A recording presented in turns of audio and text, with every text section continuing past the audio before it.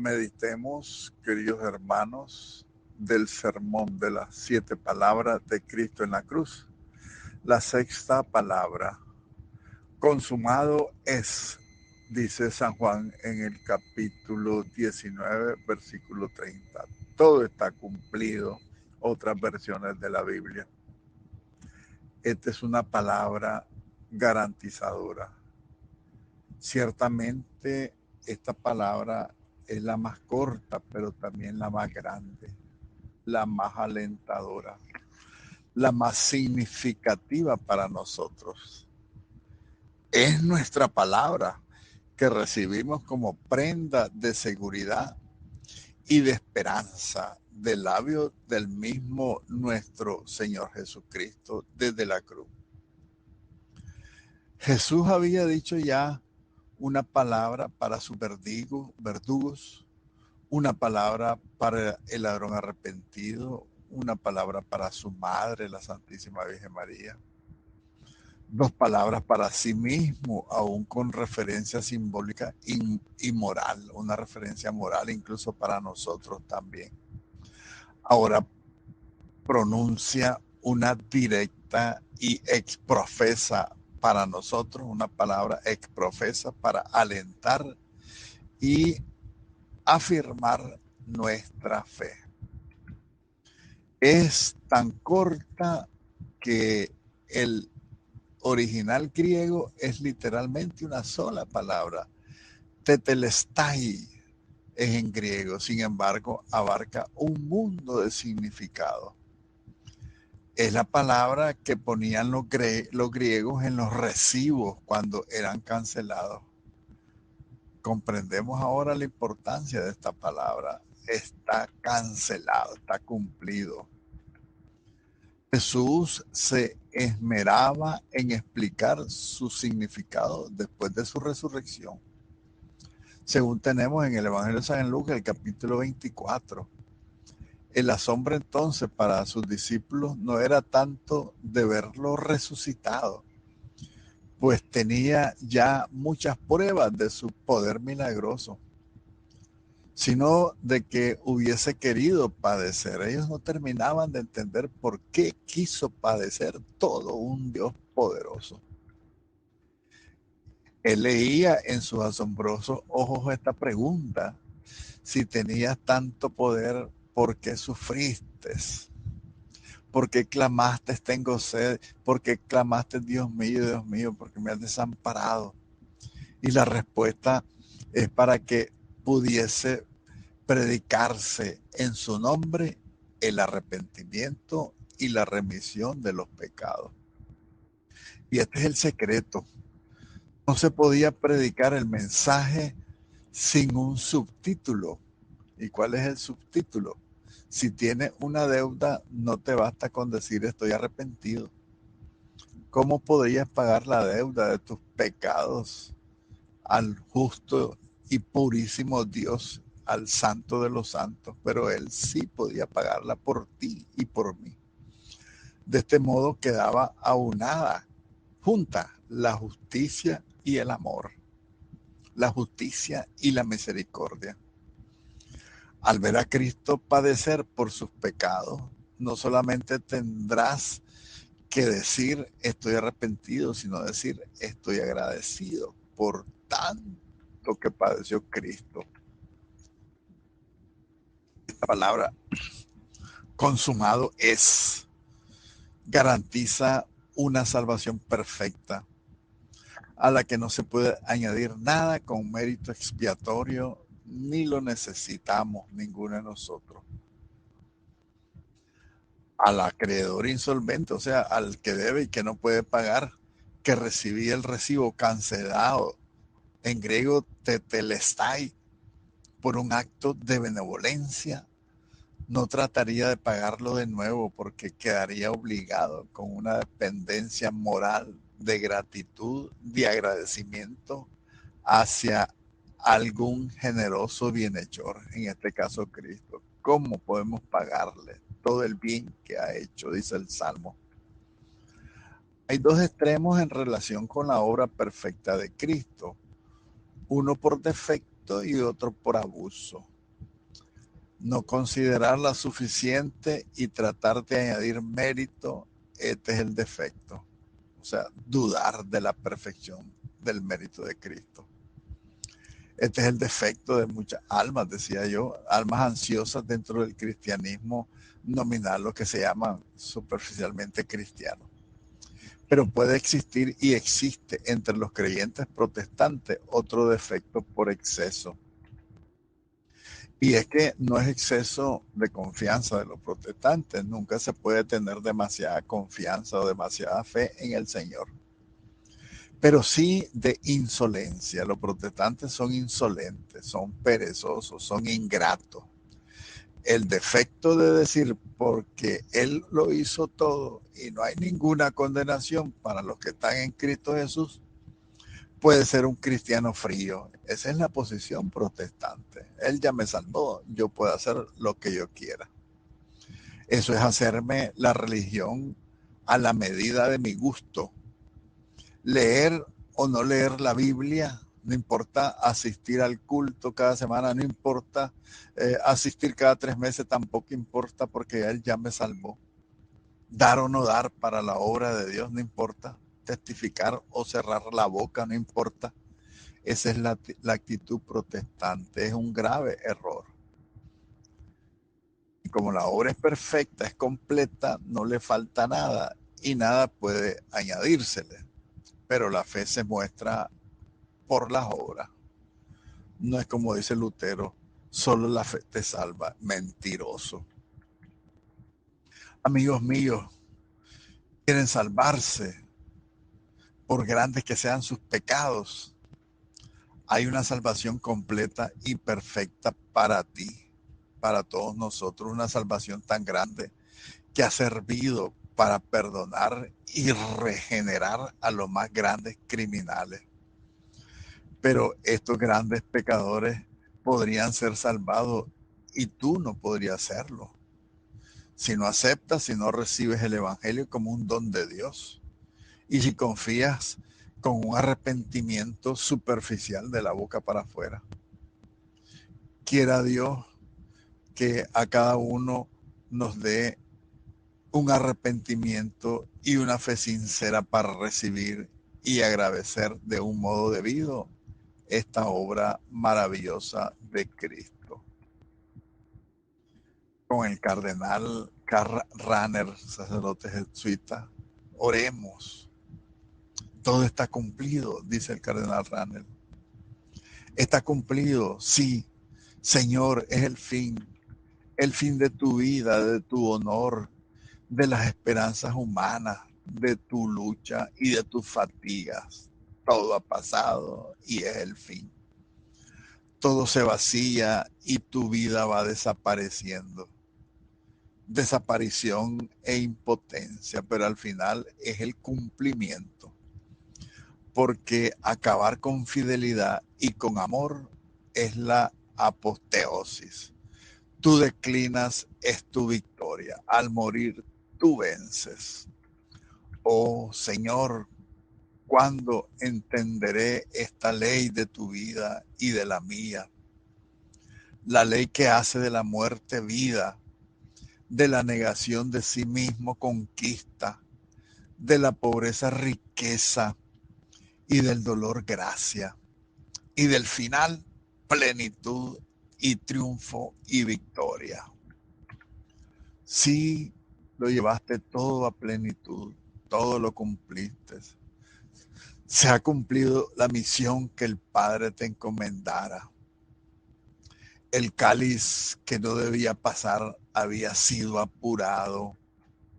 La muerte, aquella espantosa muerte, había sido sufrida. Y la salvación del mundo está aquí.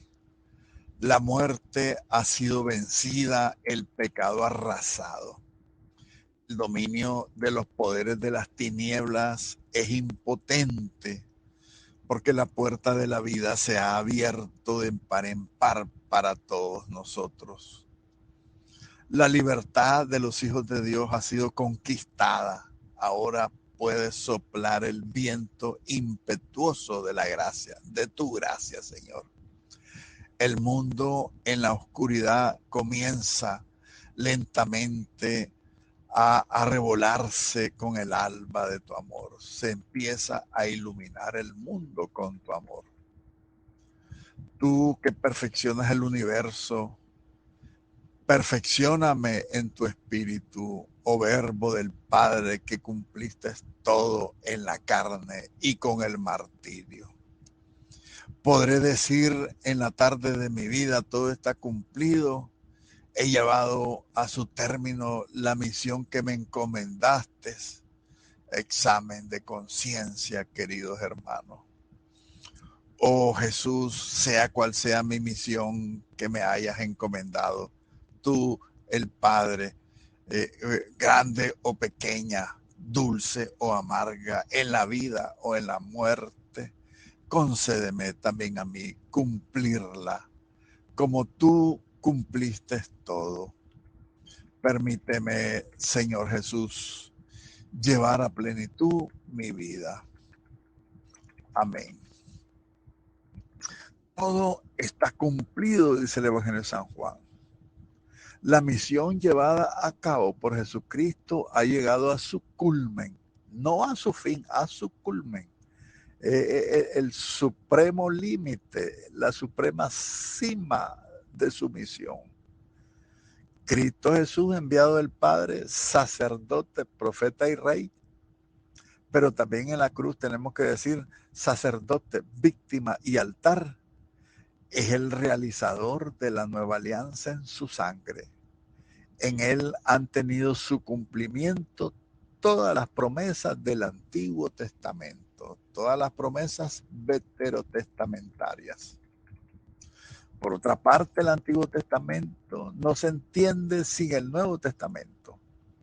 Y ambos testamentos forman una unidad, pero el culmen de la antigua alianza encuentra su plenitud en la nueva alianza con Cristo Jesús. Todos los actores neotestamentarios, o sea, todos los actores del Nuevo Testamento explicaron a través de fórmulas en sus escritos el cumplimiento de la Escritura en Cristo Jesús. San Juan no es la excepción en su evangelio y en sus cartas. Y en esta sexta palabra, en esta sexta afirmación de Cristo en el proceso de su pasión, queda netamente demostrada la cima y el cumplimiento de la Escritura antigua. El cumplimiento lo describe el evangelista como perfecto. Se ha cumplido, con lo que se cierra en él toda la impronta que para los cristianos primitivos tenía la muerte de Cristo. Toda la marca de la muerte lo entendían los cristianos primitivos como culmen y como plenitud de lo acontecido en la persona y en la obra llevada a cabo por el profeta bellísimo de Nazaret, Cristo Jesús. La obra de Cristo no debe quedar en el olvido, por supuesto, sino que está consumada, está cumplida, pero está planificada, o sea, ha llegado a la plenitud de su divinidad. Por eso la obra de Cristo es infinita, a través de una vida que se dona en el Calvario y que opera de una vez para siempre la salvación para todos los hombres. Jesucristo, para San Juan, es aquel que ha coronado la obra encomendada por el Padre, dice en su capítulo 14 de su Evangelio. Cristo es el que actúa hasta el último momento. Por eso, con el cumplimiento se unen las afirmaciones sobre la muerte de Jesús, es decir, la inclinación de la cabeza y la entrega de su espíritu. La inclinación de la cabeza y en la cruz es el fiel reflejo de una muerte serena y confiada en el Padre, en quien tenía toda su confianza. San Juan también ha expresado el cumplimiento y describe la muerte de Jesús como el culmen, o sea, la cima de su divinidad, sobre todo porque su humanidad ha sido completada, ha sido perfeccionada hasta la muerte, de una manera manifiesta con la misión que el Padre le había confiado y que él hacía con sumo agrado, con todo el amor al Padre y con el amor infinito también para todos nosotros los hombres. Muerte de Jesucristo, vista así en la manifestación de la consumación de su misión en la existencia de los hombres.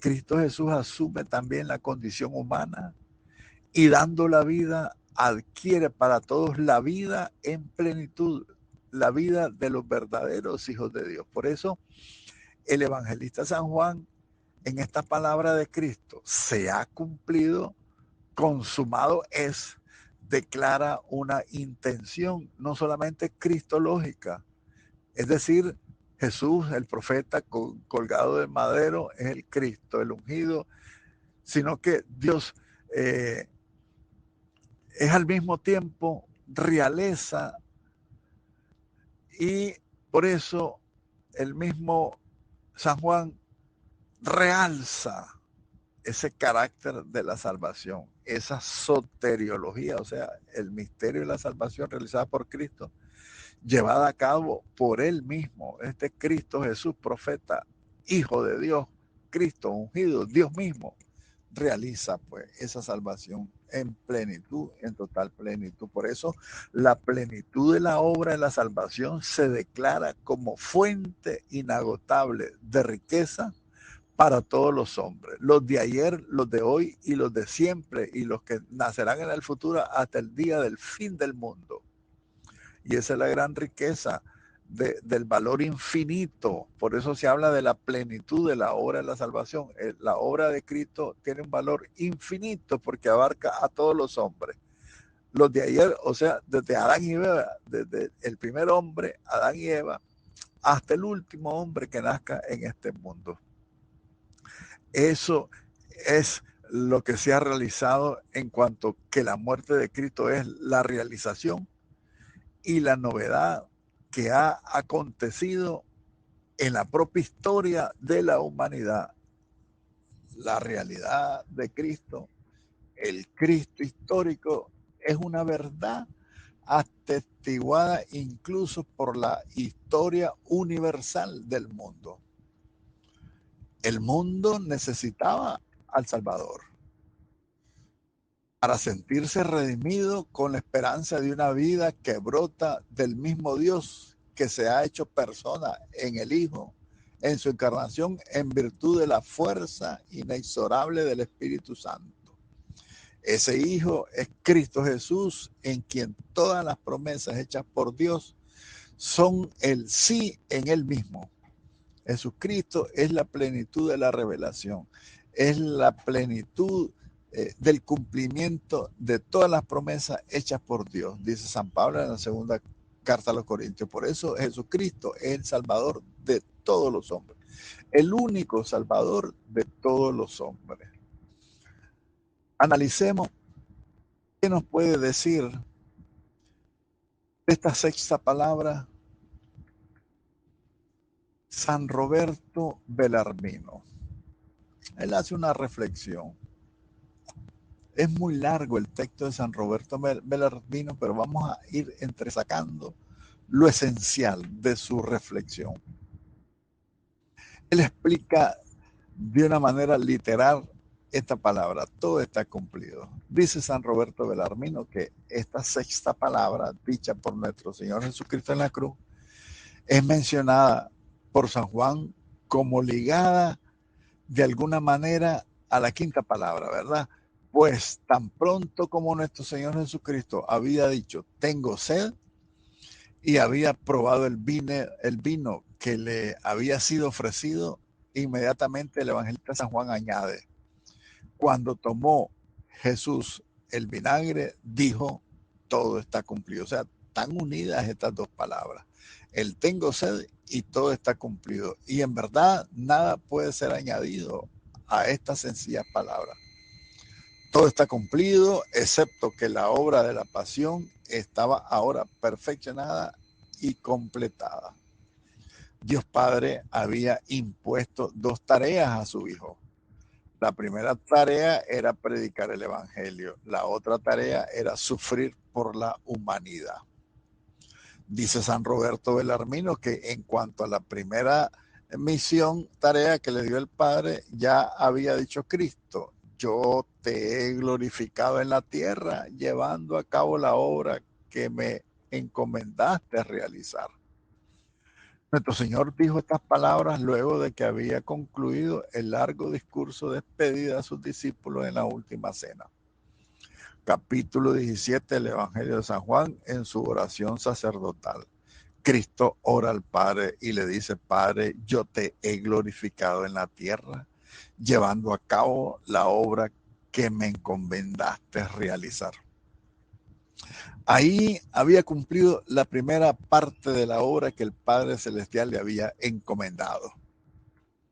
Dice San Roberto Belarmino que la obra que el Padre le había impuesto. Pero es que Dios se puede imponer a sí mismo, claro.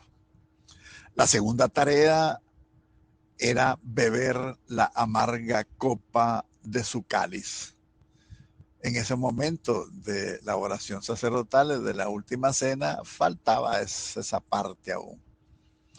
Había aludido a esto cuando preguntó a los 2 discípulos de Zebedeo, a los 2 hijos de Zebedeo, y les pregunta a Cristo: ¿pueden ustedes beber la copa que yo voy a beber? Y también otra pregunta de Cristo: Padre, si quieres, aparta de mí esta copa, que lo dice en Getsemaní. Y en otro lugar también lo refiere: el cáliz que me ha dado el Padre, ¿no lo voy a beber acaso? De la misma reflexión del cáliz de la encomienda del Padre. Entonces, sobre esta tarea, la segunda tarea que le encomienda el Padre, Cristo, al momento de su muerte, podía entonces exclamar, ya a punto de morir, él con todo derecho podía exclamar: todo está cumplido, pues he apurado el cáliz del sufrimiento hasta la última gota. Nada nuevo me espera ahora sino morir. E inclinando la cabeza, dice el Evangelio, expiró. Pero como ni nuestro Señor Jesucristo ni San Juan, quienes fueron concisos en lo que dijeron, han explicado qué fue lo cumplido, tenemos la oportunidad de aplicar la palabra con gran razón y ventaja a diversos misterios que están encerrados en la persona de Cristo. Por ejemplo, San Agustín, en su comentario sobre este pasaje, refiere la palabra al cumplimiento de todas las profecías que se referían a él en el Antiguo Testamento. Luego, por eso, de que Jesús supiera que todas las cosas estaban ahora cumplidas, para que sea cumplida la Escritura, así lo dice San Juan, dijo: tengo sed. Y cuando había tomado el vinagre, dijo: todo está cumplido. Esto significa, ¿verdad?, que lo que quedaba todavía por cumplir en ese momento había sido cumplido. Y por lo tanto podemos concluir que nuestro Señor Jesucristo quería manifestar que todo lo que había sido predicho por los profetas en relación a su vida y de su muerte ya había sido pues realizado, ya había sido hecho, ya había sido cumplido. Es verdad que todas las predicciones habían sido verificadas. Su concepción, el profeta Isaías: he aquí que una virgen concebirá y dará a luz un hijo.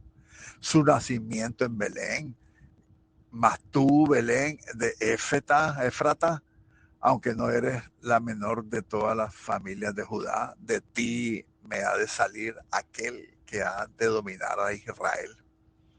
En otro texto, la aparición de una nueva estrella de Jacob: nacerá una estrella, dice la profecía. También la adoración de los magos, Dice la Sagrada Escritura, los reyes de Tarsi y de la isla le ofrecerán dones. Los reyes de Arabia y de Sabá le traerán presentes. Es cumplimiento de profecía. La predicación del Evangelio también. Recordemos el otro pasaje, el Espíritu del Señor está sobre mí porque el Señor me ungió.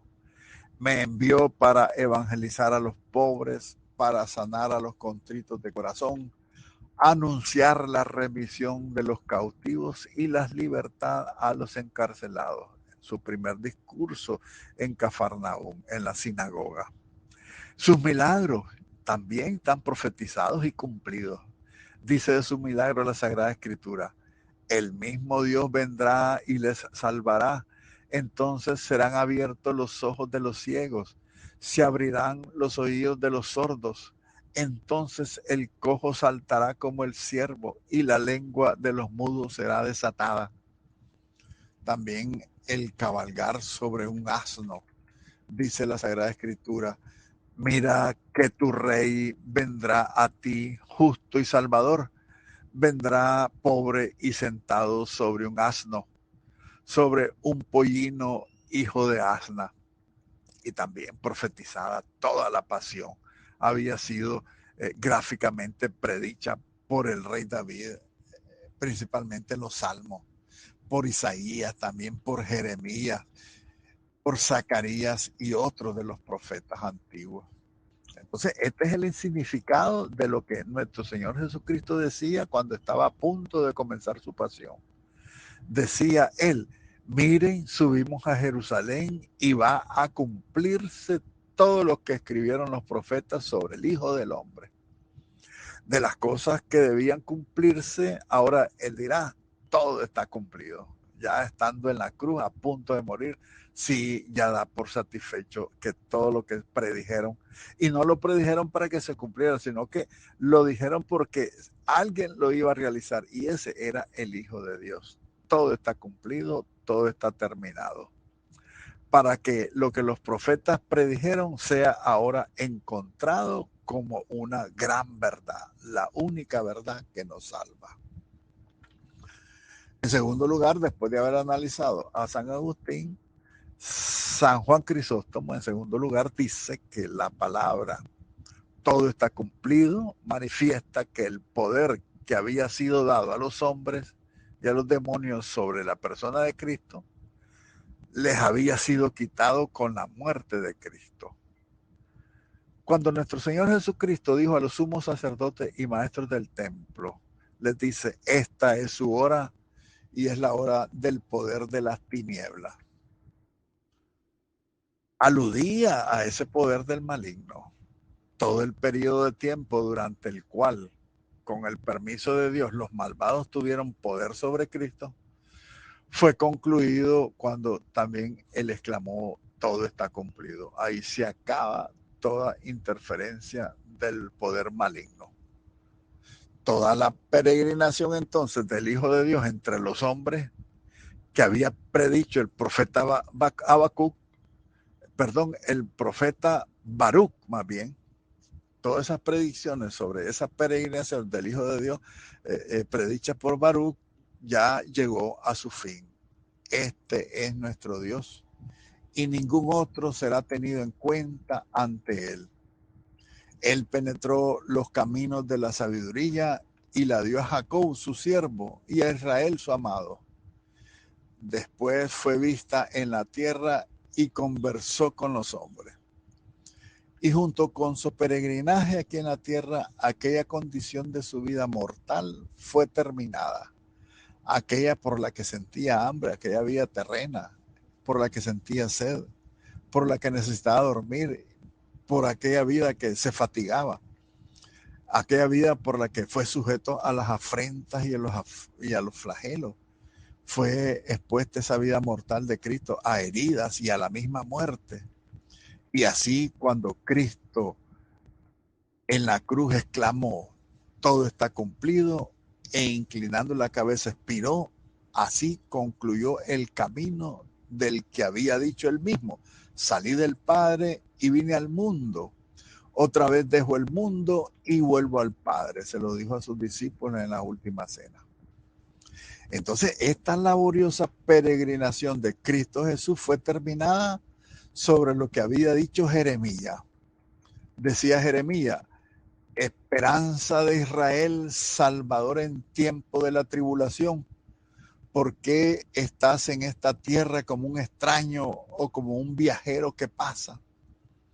La sujeción de su naturaleza humana, la muerte, fue terminada con su muerte en la cruz. El poder de sus enemigos sobre él también fue acabado. Todo está cumplido. Aquí terminó toda la influencia del maligno. En tercer lugar, concluyó el mayor de los sacrificios. En comparación al real y verdadero sacrificio, todos los sacrificios de la antigua ley son tenidos como mera sombra y figuras. Ya los sacrificios de la antigua alianza ya no tienen ningún valor, ninguna razón de ser. San León Magno dice: has traído todas las cosas hacia ti, Señor, pues cuando el velo del templo se rasgó, el santo de los santos se apartó de los sacerdotes indignos. Las figuras se convirtieron en verdades, las profecías se manifestaron, la ley se convirtió en el evangelio. Y un poco más adelante dice: al cesar la variedad de sacrificios en los que las víctimas eran ofrecidas, la única oblación de tu cuerpo y sangre cubre por la diferencia de las víctimas de animales. Pues en este único sacrificio de Cristo, el sacerdote es el mismo Dios hombre, el altar es la cruz y la víctima es el Cordero de Dios que quita el pecado del mundo. Y el fuego para el holocausto, acuérdense del fuego del holocausto que se quemaban las víctimas en la antigua alianza. En Cristo, este holocausto era el fuego de la caridad. El fruto del sacrificio de Cristo es la redención del mundo. Por eso el sacerdote dijo: era el hombre Dios. No hay nadie mayor. Tú eres sacerdote para siempre, según el rito de Melquisedec. Y con justicia, de acuerdo al rito de Melquisedec, porque leemos en la Escritura que Melquisedec no tenía padre o madre o genealogía, y Cristo no tenía padre en la tierra, Cristo no tenía madre en el cielo y no tenía genealogía. Pues ¿quién contará su generación? Dice la Sagrada Escritura.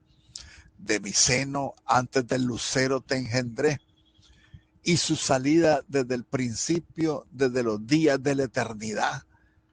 El altar fue la cruz, y así como previamente al tiempo en que Cristo sufrió sobre ella, era el signo de la más grande ignominia, y ahora se ha dignificado y se ha ennoblecido ese altar de la cruz. Ese lugar ignominioso ha sido dignificado y ennoblecido por Cristo Jesús. Y en el último día aparecerá la cruz gloriosa en el cielo, más brillante que el sol.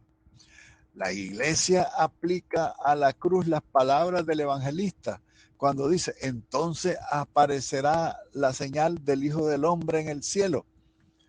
Pues ella canta, la Sagrada Escritura canta: esta señal de la cruz aparecerá en el cielo cuando el Señor venga a juzgar, dice el Apocalipsis. San Juan Crisóstomo, por su parte, confirma esta opinión y observa que cuando el sol se ha oscurecido y la luna ya no dé su luz, la cruz se verá más brillante que el sol en su esplendor al mediodía. La víctima fue el Cordero de Dios, todo inocente e inmaculado, de quien Isaías decía: como oveja será llevado al matadero, como cordero delante del que lo trasquila, enmudecía y no abría la boca, dice el profeta Isaías. Y San Pedro también dirá: sabiendo que han sido redimidos no con oro ni con plata, sino con la preciosa sangre de Cristo Jesús, como Cordero inmaculado y sin mancha. Es llamado también en el Apocalipsis el Cordero que fue muerto desde el principio del mundo y que está en el cielo como degollado, dice el Apocalipsis. Porque el mérito de su sacrificio fue previsto por Dios y fue en beneficio de aquellos que vivieron antes de la venida de Cristo. El fuego que consume el holocausto y completa el sacrificio es el inmenso amor, el amor infinito que como hoguera ardiente ardió en el corazón de Cristo, en el corazón del Hijo de Dios, y el cual las muchas aguas de su pasión no pudieron extinguir. Finalmente, el fruto del sacrificio fue la expiación de los pecados para todos los hijos de Abraham. O en otras palabras, la reconciliación del mundo entero con Dios. Ya lo dirá San Juan en su primera carta cuando dice, Él es propiciación por nuestros pecados, no tan solo por los nuestros, sino también por los de todo el mundo. Y esta es solo otra manera de expresar la idea que decía San Juan Bautista cuando dijo, he aquí el Cordero de Dios que quita el pecado del mundo. ¿Hay alguna dificultad que surja aquí como pudo Cristo ser al mismo tiempo sacerdote y víctima, puesto que era deber del sacerdote matar a la víctima? Pues Jesucristo no se mató a sí mismo, ni podía hacerlo, porque si lo hubiera hecho habría cometido un sacrilegio y no ofreció un sacrificio. Es verdad que Cristo no se mató a sí mismo, aún así ofreció un sacrificio real, un sacrificio vivo, dice San Pablo, porque pronta y alegremente se ofreció a sí mismo a la muerte para dar gloria a Dios y para la salvación de los hombres. Porque ni los soldados hubieran podido prenderlo, ni los clavos hubieran podido traspasar sus manos y sus pies, ni la muerte, aunque tuviera clavado en la cruz, hubiera tenido ningún poder sobre él. Él sí, él mismo no lo hubiera querido así. Si él mismo no lo hubiera querido así, nada hubiera tenido poder contra él. Él lo quiso, lo permitió. En consecuencia, por lo tanto, con gran verdad dijo el profeta Isaías, él se ofreció porque él mismo lo quiso. Y nuestro Señor Jesucristo lo dijo en el Evangelio, yo doy mi vida, no me la quita nadie, yo la doy por mí mismo. Y aún más claramente lo dirá San Pablo, Cristo nos amó y se entregó a sí mismo por nosotros como ofrenda y sacrificio de suave aroma. Por lo tanto, de manera maravillosa fue dispuesto que todo el mal, todo el pecado, todo el crimen cometido, al poner a muerte a Cristo, fue cometido por Judas o los judíos, por Pilato, los soldados. Ellos no ofrecieron ningún sacrificio, sino que fueron culpables del sacrilegio de matarlo y merecían ser llamados no sacerdotes, sino miserables sacrílegos, los sacerdotes que lo condenaron. Y toda la virtud, toda la santidad, toda la obediencia de Cristo que ofreció a sí mismo como víctima a Dios al soportar pacientemente la muerte, incluso una muerte de cruz, dice San Pablo, para poder apaciguar la ira de su Padre, reconciliar a la humanidad con Dios, satisfacer la justicia divina tan ofendida y salvar la raza caída de Adán. Por eso dirá también San León Magno, que expresará de manera hermosa este pensamiento en pocas palabras. Dice San León Magno, permitió que las manos impuras de los miserables se vuelvan contra él y se convirtieran en cooperadores con el Redentor en el momento en que cometían un abominable pecado y sacrilegio, porque estaban matando al santo. En cuarto lugar, por la muerte de Cristo, la gran lucha entre él mismo y el príncipe de este mundo llegó a su fin. Todo está cumplido. Al aludir a esta lucha, el Señor hizo uso de estas palabras cuando dice, el juicio del mundo comienza ahora. Ahora será expulsado fuera el príncipe de este mundo.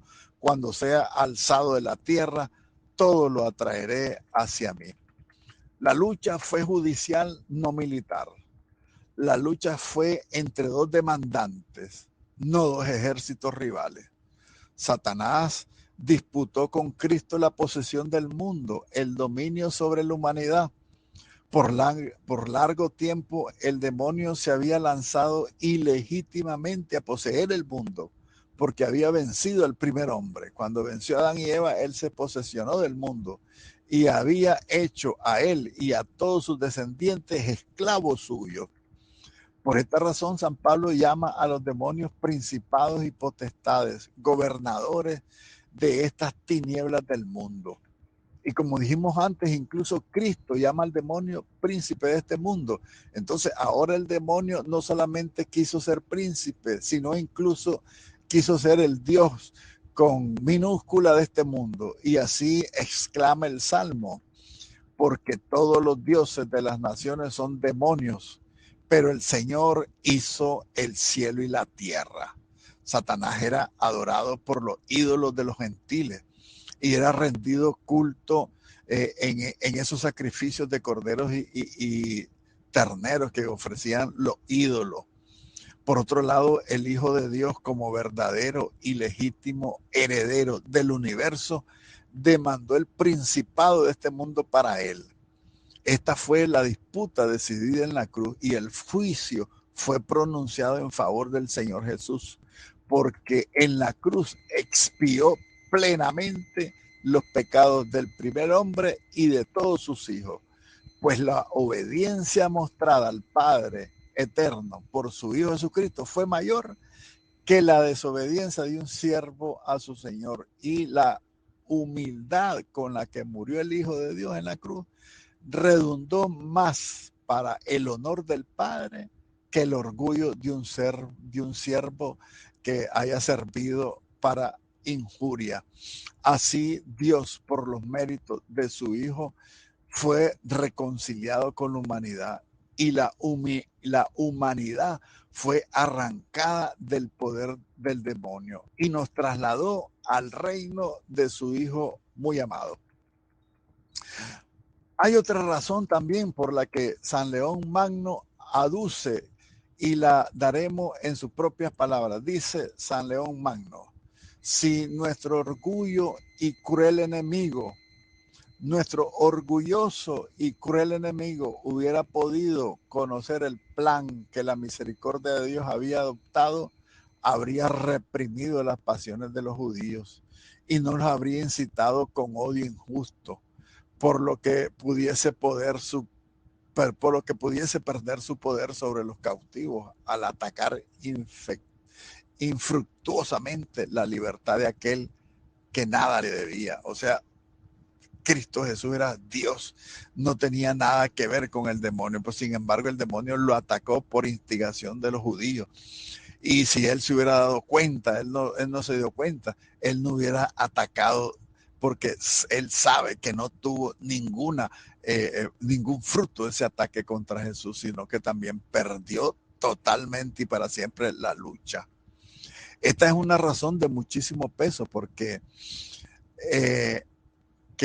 puesto que es justo que el demonio perdiera toda su autoridad sobre todos aquellos que por el pecado se habían hecho esclavos suyos, porque se había atrevido a poner sus manos sobre Cristo. Por eso perdió todo. Él no sabía que era Cristo.